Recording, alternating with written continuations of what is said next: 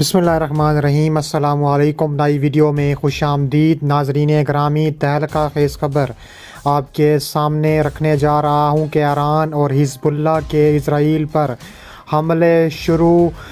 اسرائیل پر فرزند اسلام کا قہر نازل ہو گیا۔ حماس کے بعد ایران اور حزب اللہ نے نیتن یاہو کی اینٹ سے اینٹ بجا دی۔ جنگ شدید ہو گئی۔ ویڈیو کی تفصیلات میں آگے بڑھنے سے پہلے ہماری ویڈیو کو لائک کر دیں، چینل کو سبسکرائب کر کے بیل آئیکن پر ضرور کلک کر دیں۔ ایران اور حزب اللہ کے اسرائیل پر حملے شروع ہو گئے۔ حماس کے بعد ایران اور حزب اللہ نے تابڑ توڑ کارروائیاں شروع کر دیں۔ اسرائیل پر فرزند اسلام کا قہر نازل ہو گیا۔ تفصیلات کے مطابق غزہ میں ہلاکتوں کے بعد حزب اللہ کے میزائل حملے شروع ہو گئے۔ اسرائیل کی جنوبی لبنان پر بھی بمباری جاری ہے۔ تفصیلات کے مطابق اسرائیل نے حملوں کا دائرہ کار لبنان تک بڑھا دیا۔ حماس کے بعد سب سے پہلے ایران اور حزب اللہ کی تابڑ توڑ کارروائیاں دیکھنے میں آئی ہیں۔ اسرائیل نے غزہ کے بعد حملوں کا دائرہ لبنان تک بڑھا دیا۔ برطانوی خبر رساں ایجنسی رائٹرز کے مطابق پیر کے روز اسرائیل کی جانب سے جنوبی لبنان پر حملے میں لبنانی مسلح تنظیم حزب اللہ کے 3 ارکان جاں بحق ہو گئے۔ حزب اللہ کی جانب سے جاری بیان میں کہا گیا ہے کہ پیر کی سپہر جنوبی لبنان پر اسرائیل کی جارحیت میں اس کے 3 فائٹرز مارے گئے۔ برطانوی خبر رساں ادارے ایجنسی رائٹرز کی رپورٹ کے مطابق حزب اللہ نے بھی اسرائیلی فوجیوں کی چیک پوسٹس پر گائیڈڈ میزائلوں سے جوابی حملے کیے ہیں، جس میں 2 اسرائیلی فوجیوں کے ہلاک ہونے کی اطلاعات موجود ہیں۔ اس کے علاوہ لبنانی میڈیا نے تصدیق کی ہے کہ لبنان کی سرحد پر حزب اللہ سے لڑائی میں 2 اسرائیلی فوجی جہنم واصل ہوئے ہیں۔ اس کے علاوہ اسرائیلی وزیر اعظم کا حماس اور حزب اللہ کے خلاف بھرپور طاقت کے ساتھ کارروائی کا اعلان۔ اسرائیلی وزیر اعظم نیتن یاہو نے فلسطین میں حماس اور لبنان میں حزب اللہ کے خلاف بھرپور طاقت کے ساتھ کارروائی کا اعلان کیا ہے۔ غیر ملکی میڈیا کے مطابق حماس کے مزاحمت کاروں اور اسرائیلی فورسز کی جھڑپیں تیسرے روز بھی جاری ہیں۔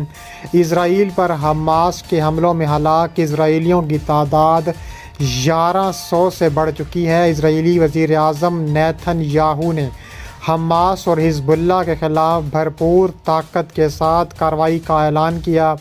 انہوں نے اپوزیشن سے ہنگامی حالت میں قومی اتحاد حکومت کے قیام میں تعاون کی اپیل کی۔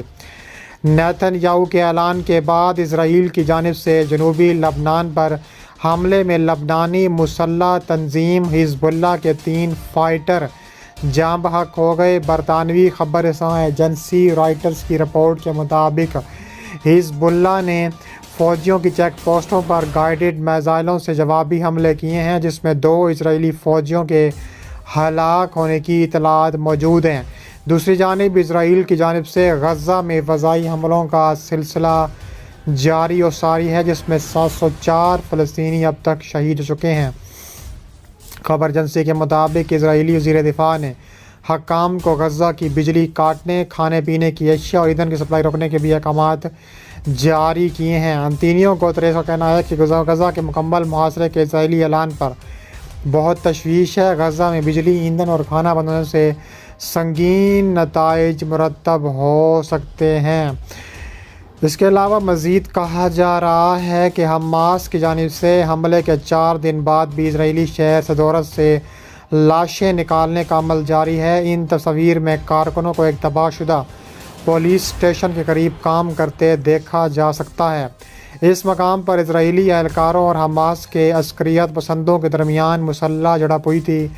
اسرائیل میں حماس کے طوفان الاقصی آپریشن کے نتیجے میں ہلاکتوں کی تعداد 1200 تک پہنچ گئی۔ 2700 سے زیادہ افراد زخمی ہوئے۔